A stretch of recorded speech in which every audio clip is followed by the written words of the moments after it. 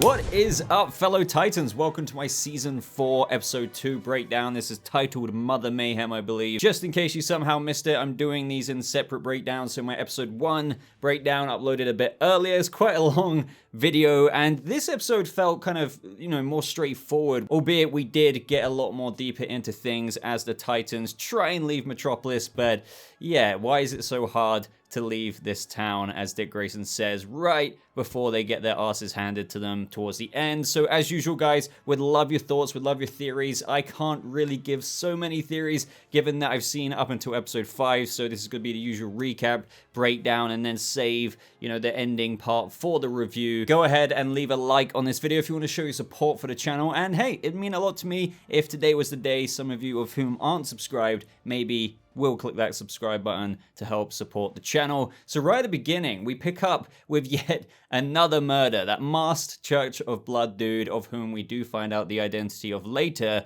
he is targeting another family. So once again, he freezes the guy, takes out the girl, and we find out exactly what he was doing to them a little bit later, of which, if you tuned into the trailer breakdowns, you'll know that we kind of caught that a little bit earlier on. But also, picking up directly after Lex Luthor's death, we have his body being taken, Connor being detained by SWAT, and then taken to a metahuman containment facility, and he's kind of being kept there under kryptonite control, albeit his powers do work a little bit as we hear him listening in on what people have to say about him. I do like how the journalist says on the news right before Tim sees this that it seems to be a rush to judgment against a young man who wears a symbol of justice. Let's hope that in Metropolis, once the facts are known, he can still receive it, of which he does a little bit later on. Now this is when Mum and Dad turn up to see Connor at the metahuman containment facilities, listening in to what people were saying. Some people were saying, I'm glad he killed Lex Luthor, did the world a favor. You can tell that they're trying to make Connor a little bit, I don't know if the right word is jaded, but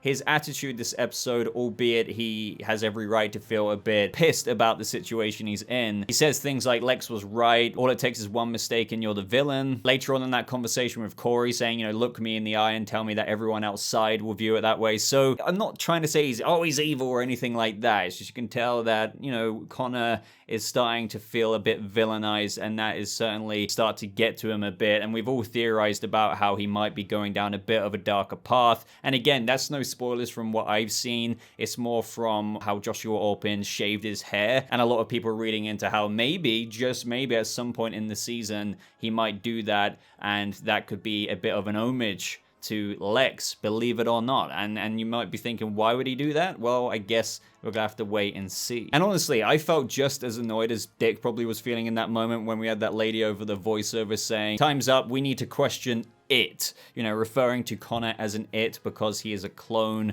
And that's when Dick was just like, his name is Connor, and he's really angry. Again, Corey and Dick are very much so parental figures more than ever this season, and he says when they're outside, I had half the mind to tell him just to break out of there right now. But this is where the story opens up, where it's like, okay, we need to find the people or the person who killed Lex Luthor so we can get Connor out. Corey's got to check in on Connor every now and again. Dick then shows photos of Corey, photos of herself to her, and I do like the underlying flirting there, because she's like, you sneaking pics of me, Grayson? He was like, oh, I wish. But it turns out that Lex was watching Corey. So Corey at this point is going to look into that. So jumping to that storyline a few scenes later, just to keep it all connected here, she goes to that LexCorp location, bursts open the door, and comes across a guy who's got all of these pictures of Corey up on the screen, and his name is Nelson Blake. And this is where he reveals a little bit more, but not the actual reason as to why Lex was looking into her. He mentions how it wasn't just Luthor who died last night, but the whole LexCorp inner circle choking on their own blood. He's the only one who's still alive for like the next minute or two. Now he tells Corey that he doesn't know why Lex was researching her, but maybe he thought that she could help him. And he doesn't exactly directly answer helping with what, but he says that Luthor's illness changed him. He withdrew.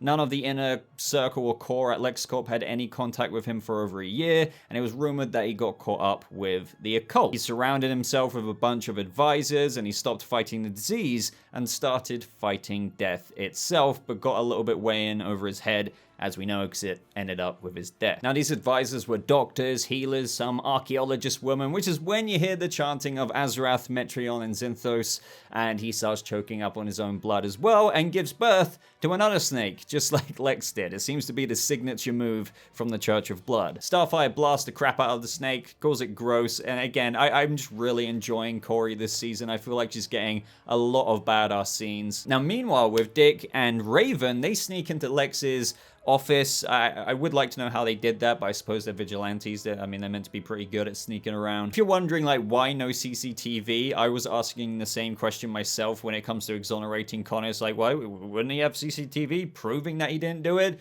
The only defense here, even though I do think Lex would have CCTV, is that maybe the criminal mastermind that he is wanted a place that was private, but I do feel like I'm somewhat reaching there for an excuse as to why that wouldn't be the easy answer to just exonerate Connor and prove that, you know, clearly he had nothing to do with Lex puking up a snake. So this is when Raven's picking up on echoes, you know, to try and find a sense of who could have done this. And then she's brought to the house of the girl whose parents died right at the beginning. So they decide to go there, but then meanwhile with Tim and Gar, Tim's doing a bit of training with Gar in the woods, but he gets scared the crap out of by Gar, which is when Gar starts hearing voices. As I said, it really does feel as though they're giving Gar quite an interesting and intriguing storyline this season that links back to that red location we saw last episode. Now, when he hears these voices, he basically starts to Beast Boy out, but then passes out. So this time he didn't turn into a gorilla or a velociraptor. Lucky for Tim, that would have been pretty entertaining, to be honest, because they're in the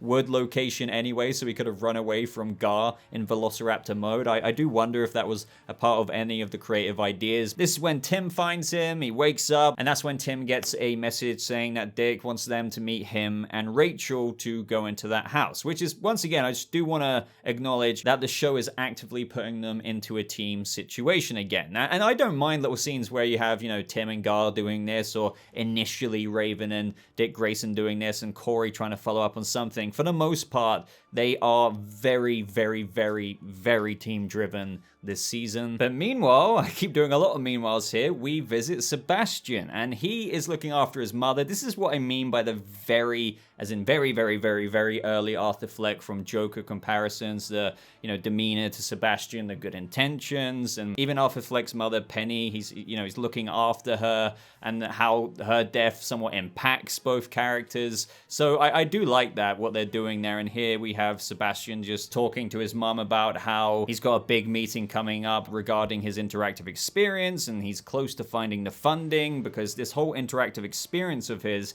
is truly what he feels like is going to make him like a great man, and it's not out of purely ego, but to change the world with how he feels like this game can just connect people together. But anyway, the Titans go into the house, and that's when they find the mother there dead. But when they go upstairs, the girl is still alive, but the Church of Blood mask guy left her deliberately in this kind of nightmare. Now, Raven insists on helping her. So this is when we have Raven's demonic powers kind of connect this link to them. So she enters her nightmare scape, if you will. And that's when we get that scene from the main trailer of where Raven is looking at that location. But whatever this guy is doing, I don't truly know in terms of, he was just like 1 minute drinking blood from the bucket and then just like doing stuff with the knife, and there's like a little chalice full of blood and all of these things. Just weird culty Church of Blood stuff. Now, when Raven saves the girl, this is when she says, "I saw that man, the man that killed Luthor." Now, I do just want to say, and I'm going to revisit this a little bit later on, I don't know what makes Raven think that this man specifically killed Lex Luthor. Maybe she connects his presence to around the scene of the crime, but again, we'll revisit this when we get to the point of identifying the guy a little bit later on. Meanwhile, with Connor and Corey, as we knew earlier, she wanted to go back and check in on him, make sure he knows that he's not alone. She updates him on that Lex Luthor had files on her, and that's when Connor offers to give his perspective on why that might be the case, since obviously he can tap into a way that Lex might think. He mentions how Lex was a dying man, and dying men are careful with their time, and so it sounds like he invested a lot of time into you,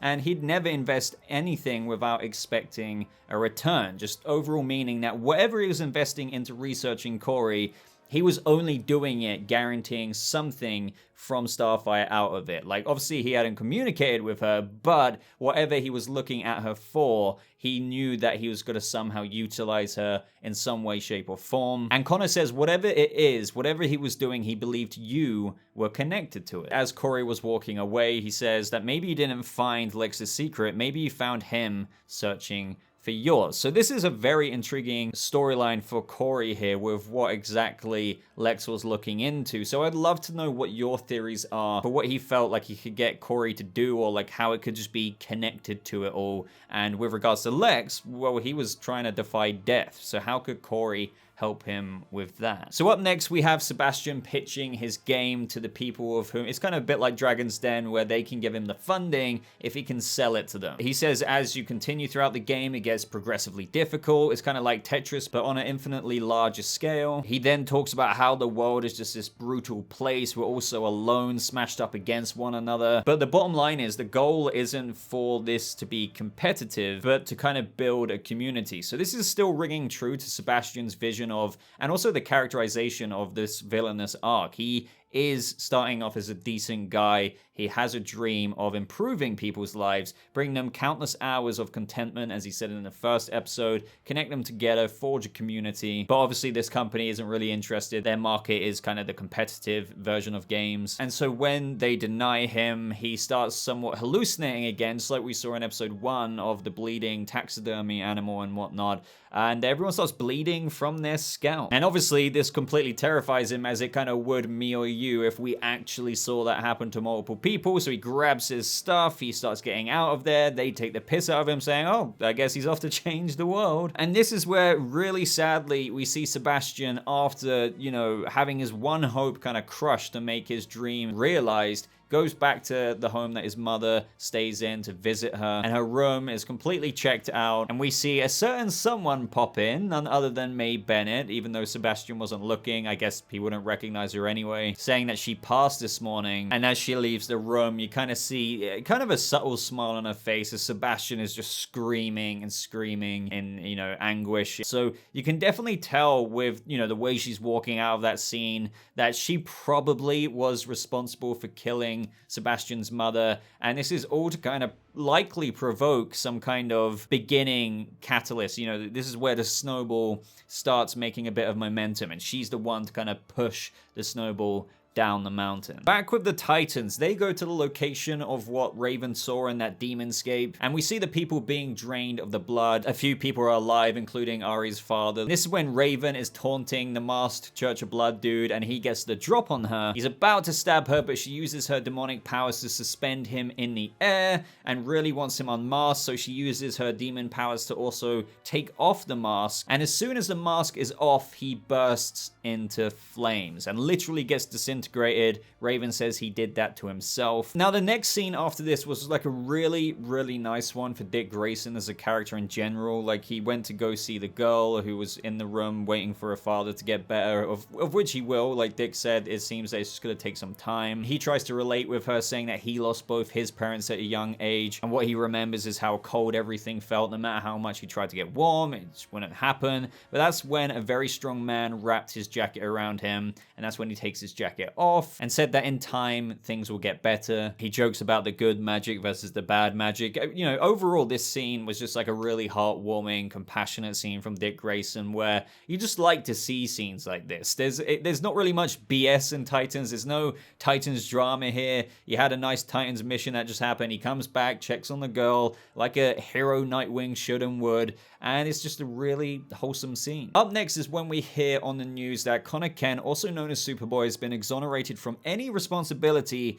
in the death of Alexander Luthor Jr. The news broadcast goes on to say that it's still a death without definition, and Dick approaches Superboy saying that they know who killed Lex Luthor. Everyone knows you're innocent now, and that it was Arthur Holmwood, Lex Luthor's personal physician, and he promised him a lot more than a cure. He trusted a madman. Whatever power Luthor was buying, it looked like Dr. Holmwood wanted to keep it for himself. Now, my issue with this part of episode 2 is that I feel like Superboy getting exonerated for this crime was very glossed over. Now let's get into this. Albeit that he was only being kept by the MPD, Metropolis Police Department, in that metahuman containment facility until the death was being looked into, this episode didn't explain how the MPD got the information satisfactory enough to them in order for them to release Superboy. I mean, let's review this. Like, after all, Arthur Holmwood disintegrated into ash. I guess the Titans identified him and recognized him from episode 1, so they knew it was him. But even though he was stringing these people up, taking their blood and whatnot, it didn't outright confirm that Arthur Holmwood, in masked mode, if you will, went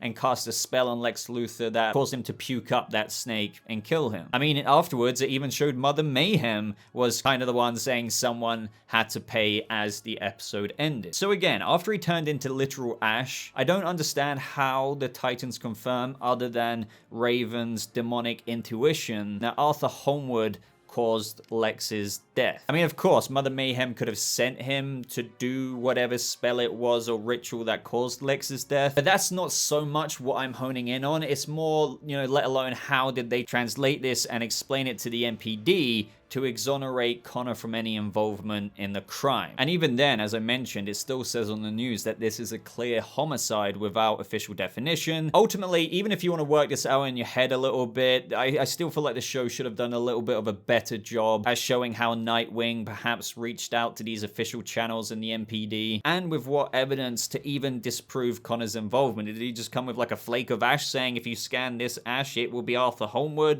But even if he did that, I don't get how he really connects Arthur Holmwood to this. It's just not explained. That's the frustrating thing. So after all of this, just as the Titans think it more or less ends there, the culty ritual stuff with the masked dude, Arthur Holmwood, Lex Is Dead, they leave Metropolis, they think it's kind of all over, and that's when, of course, we get that moment, just like what we've broken down quite a few times, of that clip of Mother Mayhem handing the Titans' asses right to them. So she kicks their asses, as we saw. Superboy is weak to magic, which is why I'm such a big fan of this villainous choice this season. It makes such a formidable enemy for each individual of the Titans. Now, I do get the criticism of what quite a few people were saying, and how, the Titans probably should have gone at her as a team. I might understand how Superboy impulsively went in, but then Raven went up. At that point, I can somewhat understand maybe they think that Raven's powers would just sort her out. But then after that, Nightwing runs in and you still see Starfire just kind of walking in the background. And that's, I think, where I start to take a bit more of an issue.